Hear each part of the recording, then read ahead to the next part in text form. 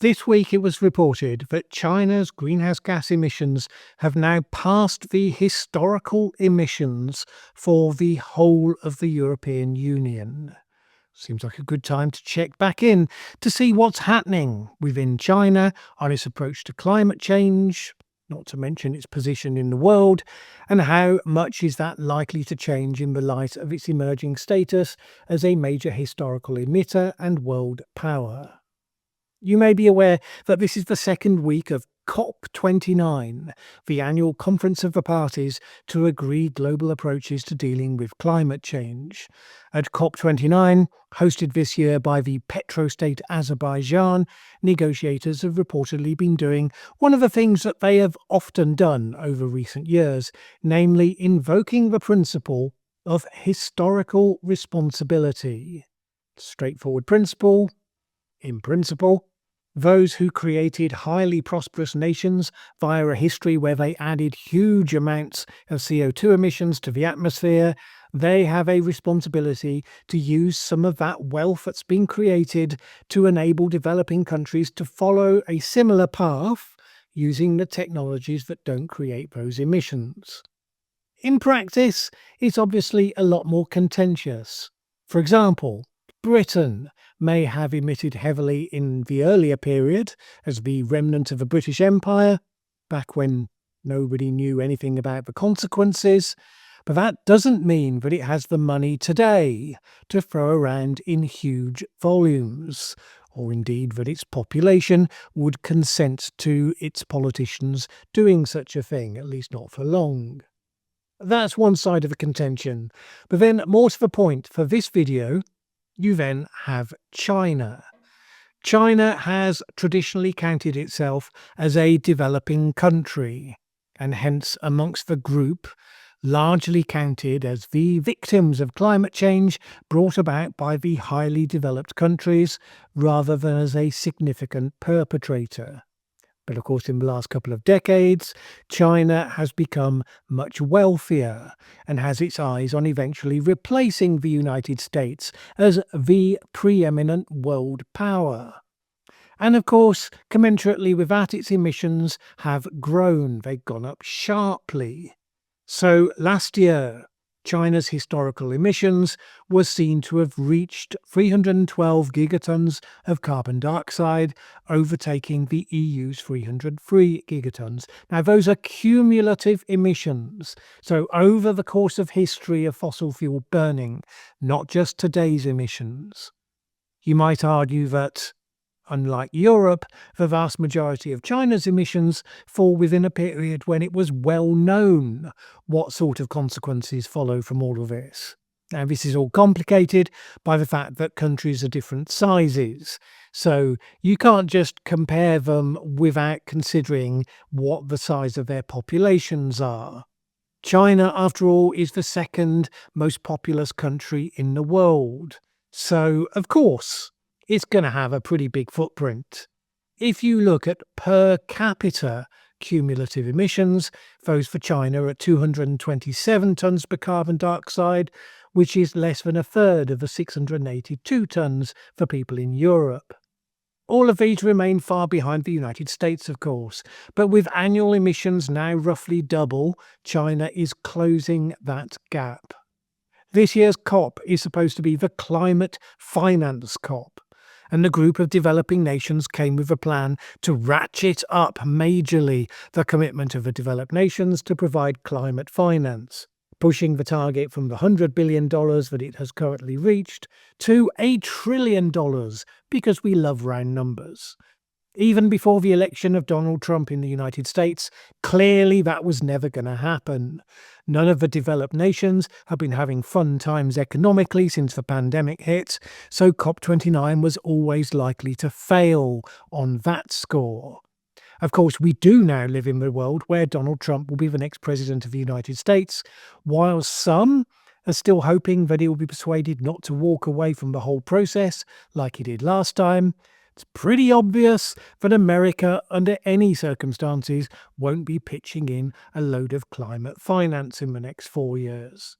Reportedly, the Biden administration officials have been wandering around COP with big smiles on their faces, telling people that the country's commitment to climate action isn't going to radically change, which seems about as credible as claiming that Joe Biden is up to a second term in office.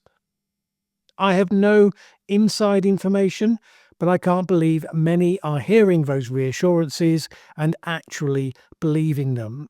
Not helped, I expect, by the fact that 5 GOP Congress members have been attending COP and have been there predominantly to promote American liquid natural gas as a way for countries to reduce their emissions.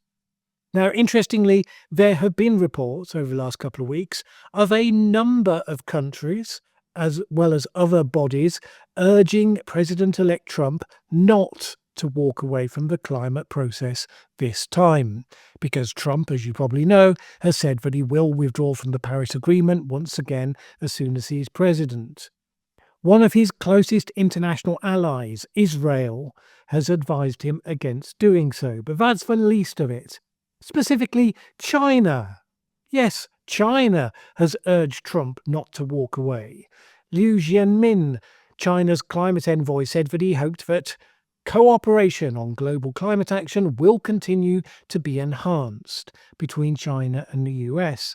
And not only that, but Russia.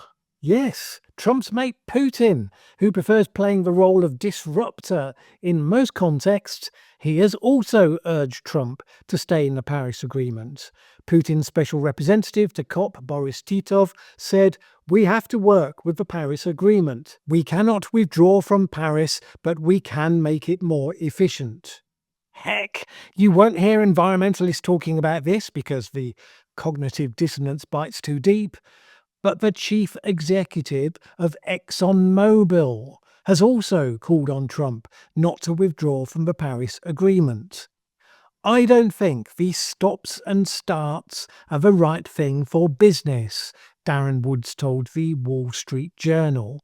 It's extremely inefficient. It creates a lot of uncertainty. Trump is not known for being deflected by such opinions. Right now, the expectation remains that these pleas are likely falling on deaf ears.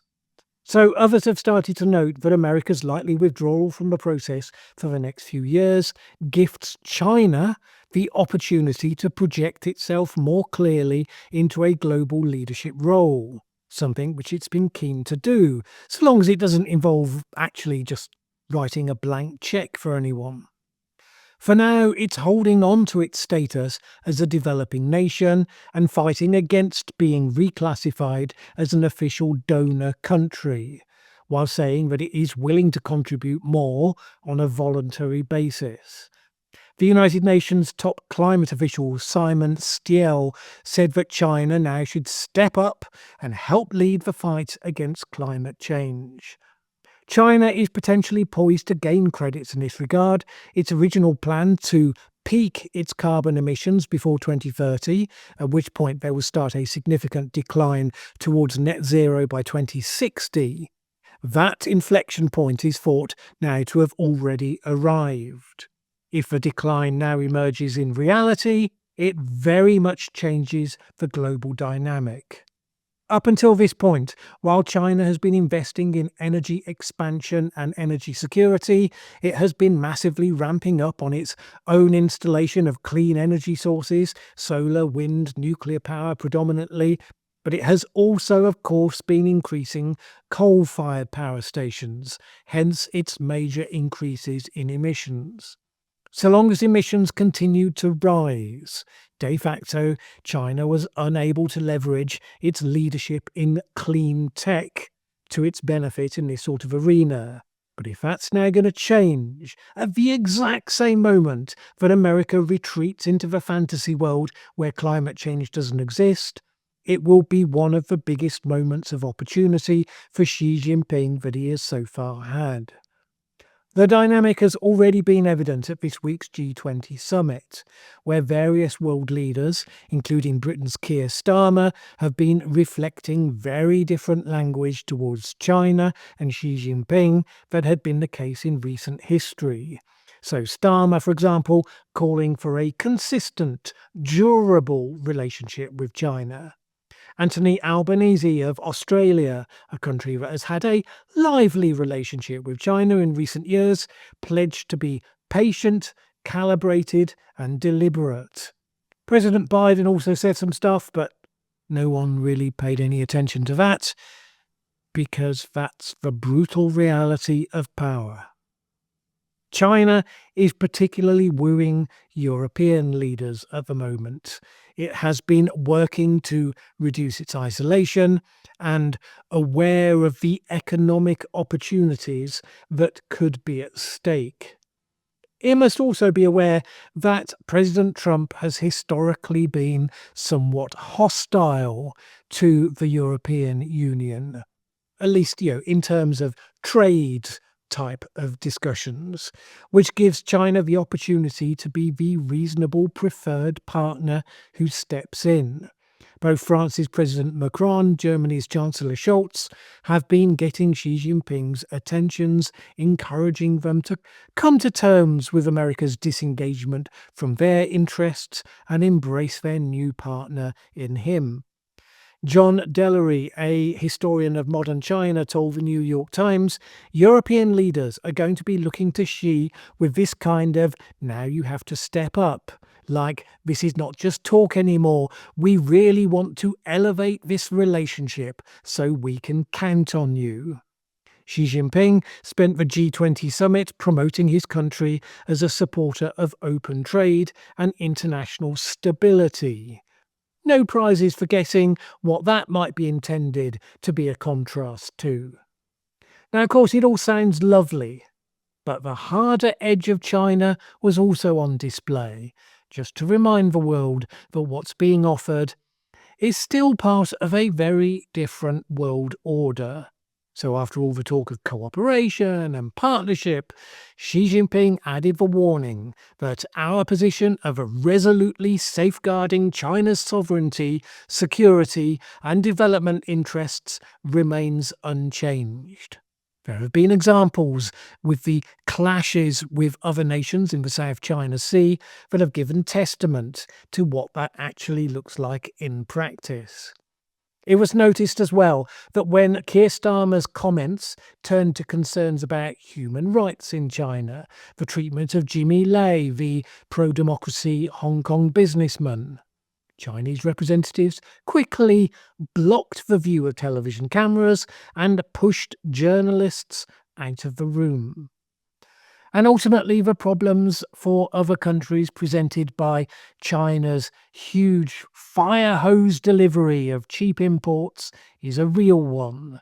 And it's hardly just America that's noticing. Some of China's would-be BRICS allies, such as Brazil and South Africa, have been complaining that Chinese goods are undercutting industries in their own countries. Now, China's starting to respond to some of those concerns. The South China Morning Post reported this week that China is to lower its tax rebates for exports of solar and lithium battery products, which is a response to exactly such concerns, at least in one sector. It's a step, but it's by no means guaranteed that China will be able to seize the opportunities afforded by recent events. In the meantime, back to the COP29 conference, much of the talk has been about the obvious reality that the process of such conferences is pretty broken. Last year, various groups put huge amounts of effort into getting a very specific form of words included in the final communique, as though such a thing was going to make such a big substantive difference, involving the phase-out of fossil fuels. And they thought that they'd won a final historic victory in succeeding in doing that. Fast forward a year, they get to this year's conference. The host nation leader is making a speech about how fossil fuels are a gift of God. And they find themselves fighting once again to get references to transitioning away from fossil fuels into the text. The truth has always been that action rarely follows just because a specific phrase was included in a communique. Right now, change is being driven by some companies, by China and others investing in the technology of the future and attempting to push this to scale fast, with all the inevitable bottlenecks, the false starts, the setbacks that come with doing things in a hurry. The fact that America has the appearance of a declining nation, and hence clinging to its past, doesn't necessarily change the global direction of travel significantly. It just means that, in the same way that America gifted the lead in clean tech development to China, so too it may gift other leads to China and its other neighbours and competitors. That's probably going to depend more on American businesses than it will on who's in the White House, to be fair, but there's no doubt it's going to be a more open competition in the future than it has traditionally been.